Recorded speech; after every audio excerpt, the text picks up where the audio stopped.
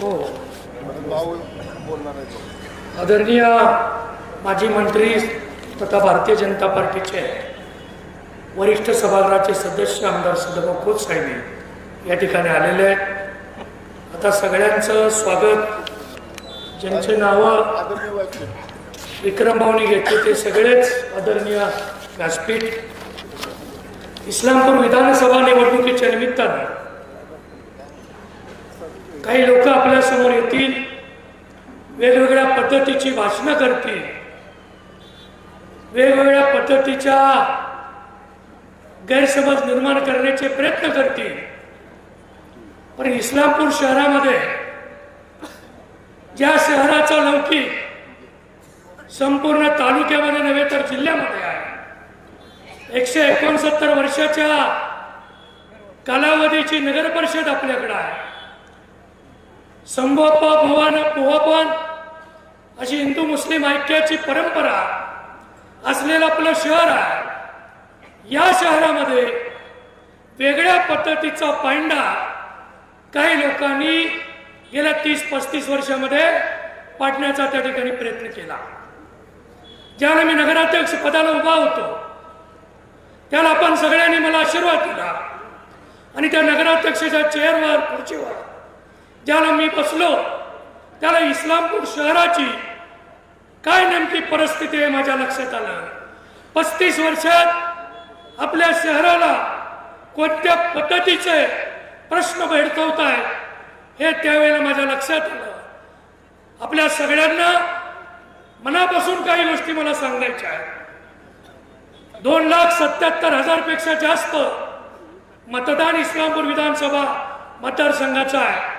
63,300 एवढं मतदान या शहराचं आहे।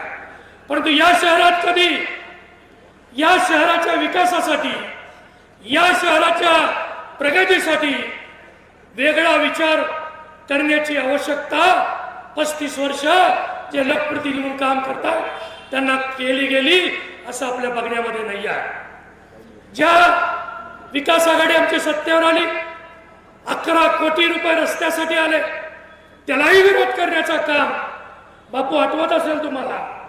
11 कोटी मुख्यमंत्री आत्ताचे त्याला नगरविकास मंत्री होते, बापूंच्या प्रयत्नानं त्यावेळेस 11 कोटी आले। मिटिंगलाच न येण्याची भूमिका त्यांनी सातत्याने घेतली। 58 कोटी रुपयाचं भाजी मंडई की ज्याला 2 मजल्याचं पार्किंग आपण प्रस्तावित केलेलं आहे, हे भाजी मंडई त्यांना त्यांच्या 35 वर्षात कधी करता आला नाही। 24/7च्या योजनेचा उल्लेख आता केला। ह्या सगळ्या योजना हे आमदार म्हणून त्यांची जबाबदारी असते। नगराध्यक्षाचं निश्चितपणानं कर्तव्य आहे, आम्हीच तो प्रस्ताव दिला 24/7चा, पण 2.5 वर्ष मधल्या काळामध्ये महाविकास आघाडीच्या सरकारनं ती फाईल आपली लांब ठेवली। आता 23 तारखेनंतर ती फाईल आपली मूळ झालेली आहे, तांत्रिक मान्यता त्याला मिळालेली आहे।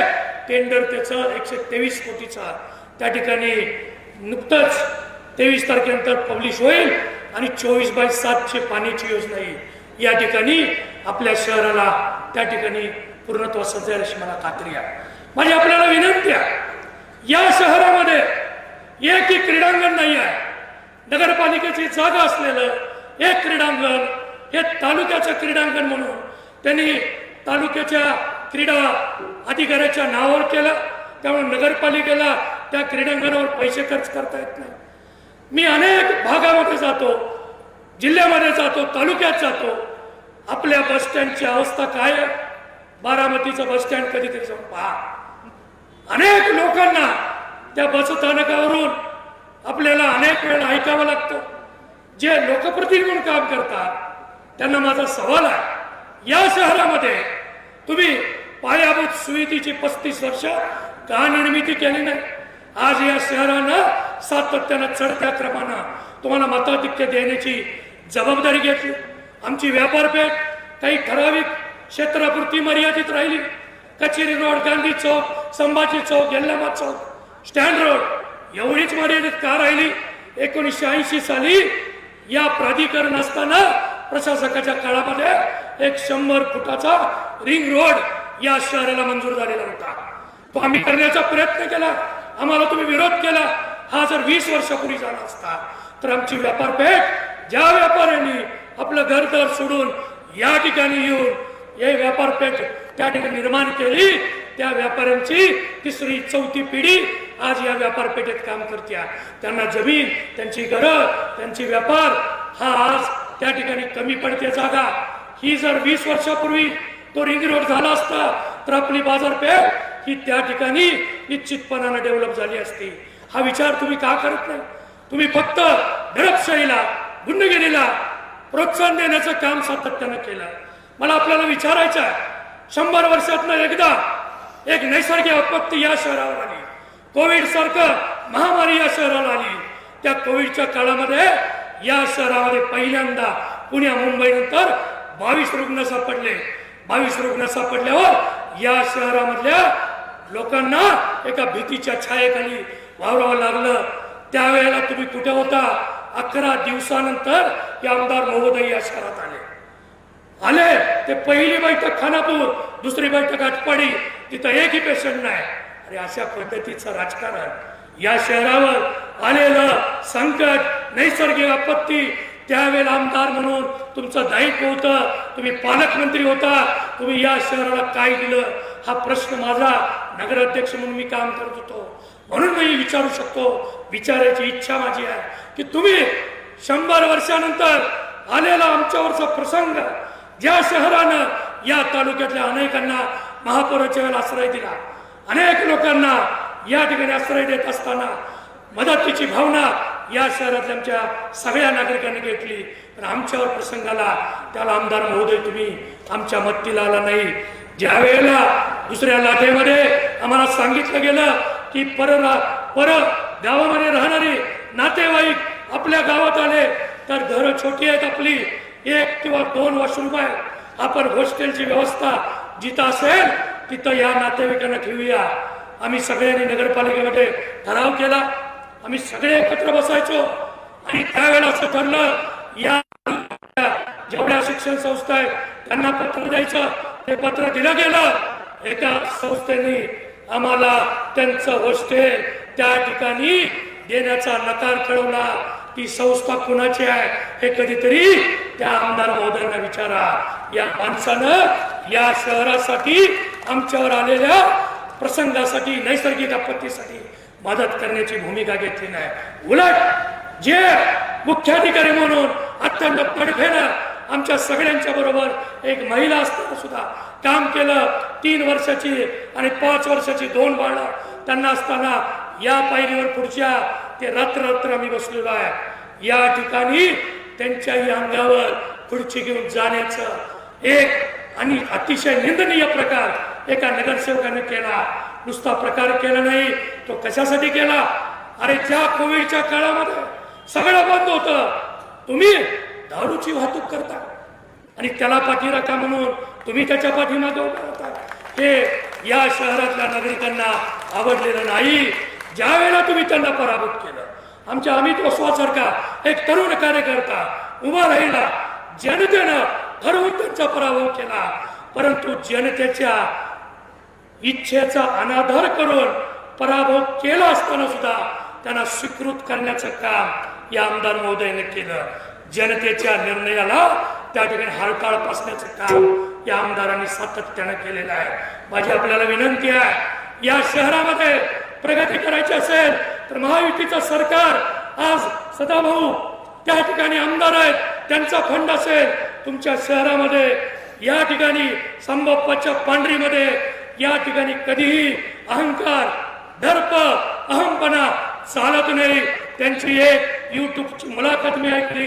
त्यांनी सांगितलं की ज्या निवडणुकीला आदल्या वर्षी माझ्या विरोधात जो लढवतो तो पुढच्या वर्षी माझ्या सोबत असतो, माझा प्रचार करतो किंवा माझ्या स्टेजवर असतो.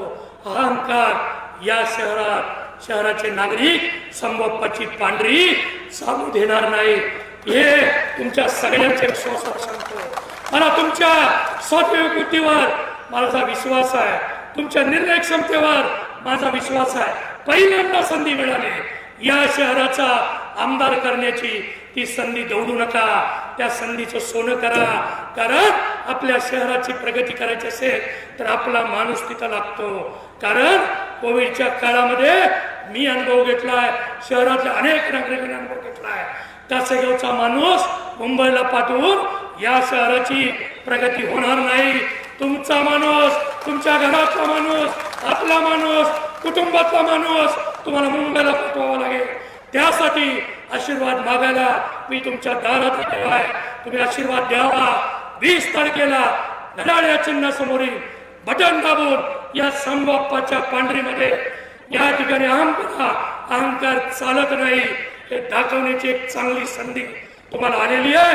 तुमच्यासारखा सामान्य कुटुंबातनं हा निशिकांत पाटील आलाय. मलाही गेल्या 5 वर्ष त्यांचं सरकार असताना 2.5 वर्ष प्रचंड त्रास झालाय. माझ्या 72 वर्षाच्या मातेलाही अटक करा असे आदेश त्या ठिकाणी तत्कालीन पालकमंत्री विद्यमान आमदारांनी दिलेले होते. हे मी सांगत नाही, हे कमिशनर ऑफ पोलीस या राज्याचे पोलीस प्रमुख सांगतायत. परमवीर सिंगांची मुलाखत ऐका, खोट्या केसेस करा, त्यांना अटक करा, त्यांचं महाविद्यालय बंद पाडा, त्यांचं आरोग्य मंदिर बंद पाडा. ही भूमिका 288 मतदारसंघात कुठेही नाही. फक्त इथं आहे. असं कुठेही कारस्थानी खुडशीपणाचं राजकारण संपवण्यासाठी तुमच्यापैकी एक असलेला त्या निशिकांत दादाला आशीर्वाद द्या. तुमचा आशीर्वाद वाया जाणार नाही या वचन या निमित्तानं देतो. पुन्हा एकदा तुम्हा सगळ्यांना कळकळीची विनंती करतो, आलेली संधी सोडू नका. 20 तारखेला घड्याळ या चिन्हासमोरील बटन दाबून तुमचा माणूस म्हणून, तुमच्या कुटुंबाचा सदस्य म्हणून या निशिकांत दादाला आशीर्वाद द्या. मतदान करा. इस्लामपूरचं नाव हा निशिकांत दादा महाराष्ट्रभर एक अतिशय चांगल्या पद्धतीनं प्रगत शहर, प्रगत मतदारसंघ म्हणून येईल हा विश्वास तुम्ही ठेवा. म्हणून मला आशीर्वाद द्या एवढी विनंती करतो. आपली रजा घेतो. जय हिंद, जय महाराष्ट्र. धन्यवाद दादा. यानंतर